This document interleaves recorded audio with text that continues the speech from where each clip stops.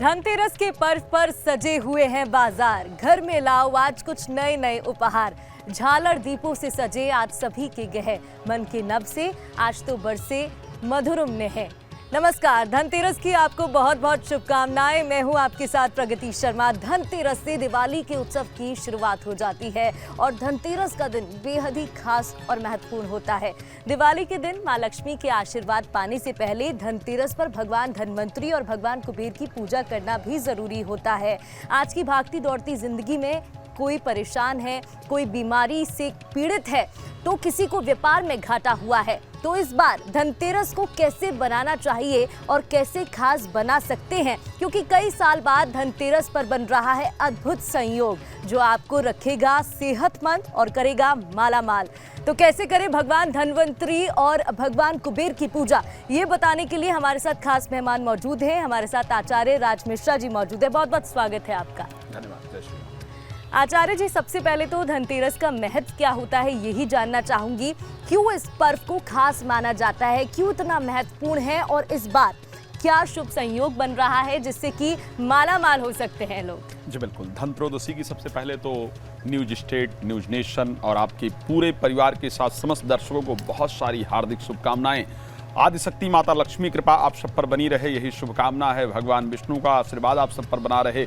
ऋषि धनवंतरी आप सभी के जीवन में शरीर की आरोग्यता उत्पन्न करे, परिवार के साथ प्रसन्नता से अपना जीवन व्यतीत करें, यही भगवान से प्रार्थना। और मैं धन्यवाद करता हूँ न्यूज स्टेट का कि आप सब तक घर पहुँचे हुए इतनी सुंदर जानकारी जो आपके लिए बहुत उपयोगी हो सकती है। आज के इस भागती दौड़ती जिंदगी में, वास्तविकता में हम लोग ये नहीं समझ पाते हैं किस प्रकार कौन से त्यौहार को सेलिब्रेट करना है, कौन से त्यौहार को किस प्रकार से मनाना है, किन चीज़ों का किस प्रकार से ध्यान रखना है, किस प्रकार देव आराधना करनी है, किस प्रकार लक्ष्मी जी का पूजन करना है।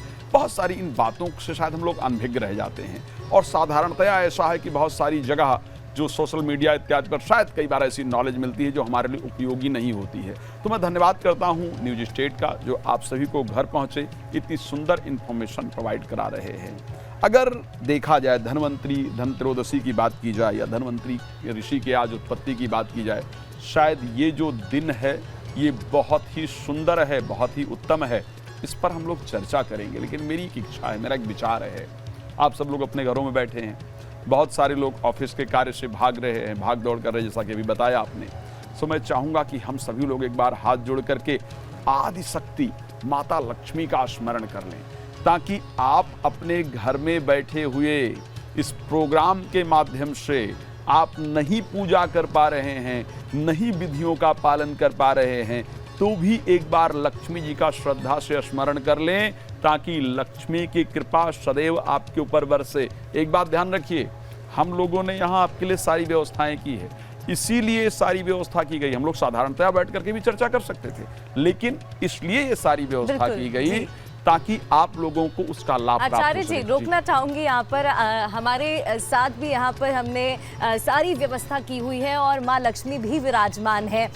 माँ लक्ष्मी की पूजा कैसे करते हैं ये तो आप बता ही रहे हैं, लेकिन हार भी चढ़ाया जाता है। मैं चाहूंगी आप भी यहाँ पर हार चढ़ा दीजिए और साथ ही बताइए कि किस तरीके से पूजा की जाती है माँ लक्ष्मी की इस त्योहार पर।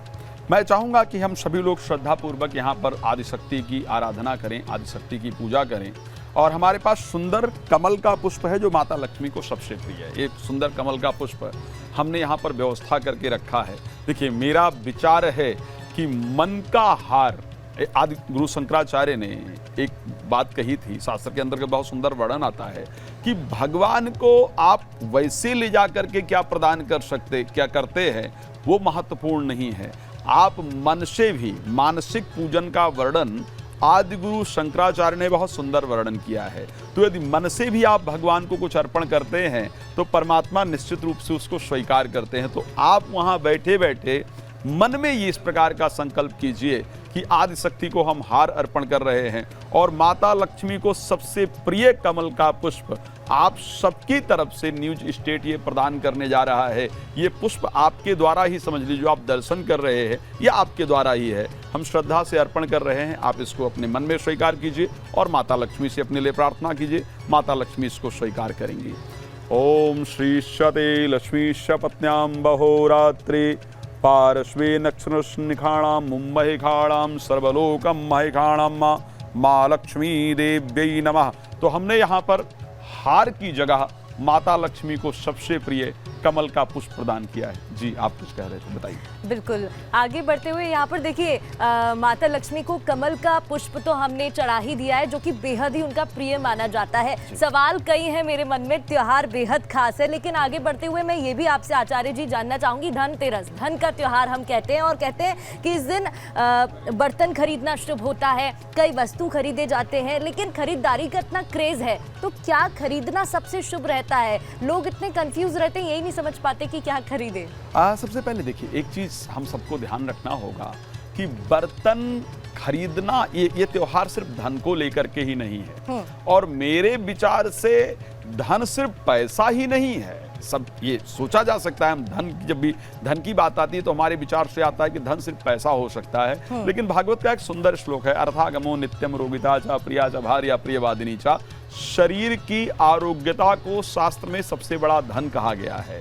सो जो धन त्रयोदशी है वो सिर्फ धन का ही नहीं बल्कि आरोग्यता को प्राप्त करने का सबसे सुंदर दिन है।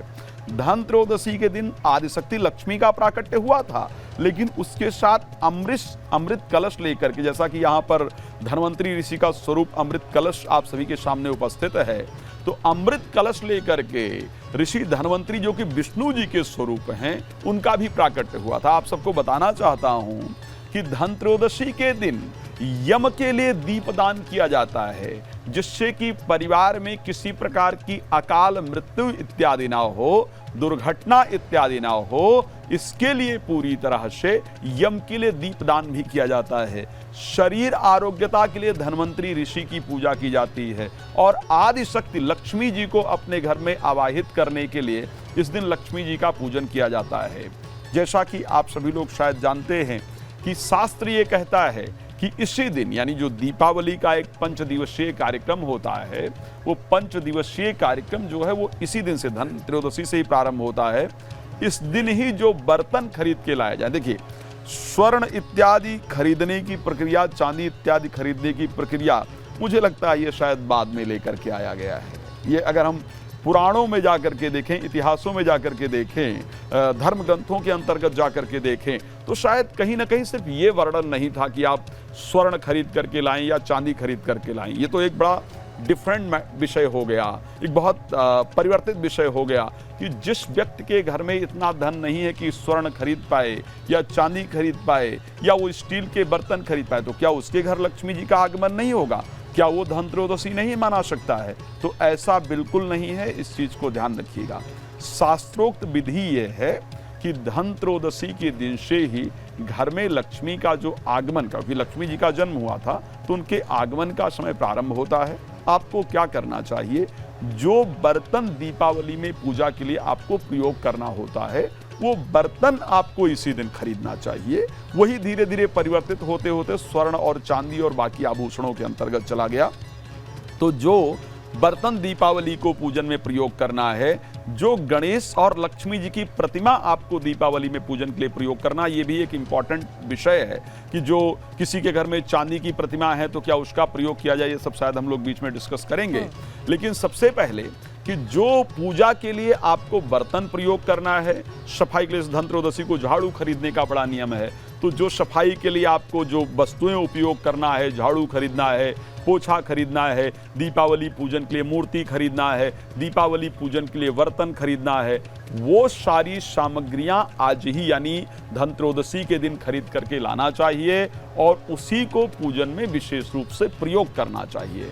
ऐसा बिल्कुल नियम नहीं है। मैं फिर एक बार क्लियर करना चाहता हूं कि आप अगर स्वर्ण नहीं खरीद पाते हैं, आप चांदी नहीं खरीद पाते हैं, तो आपको उदास होने की जरूरत है, परेशान होने की जरूरत है कि आदिशक्ति की कृपा, माता लक्ष्मी कृपा हमको प्राप्त हो पाएगी या नहीं। तो इस प्रकार की परिस्थितियां नहीं हैं।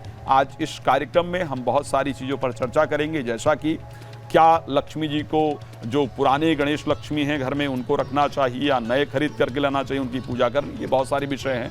यम का दीपदान भी इसी दिन किया जाता है, उस पर भी चर्चा करेंगे। तो जो विषय है हम सब उस पर बात करेंगे। जी।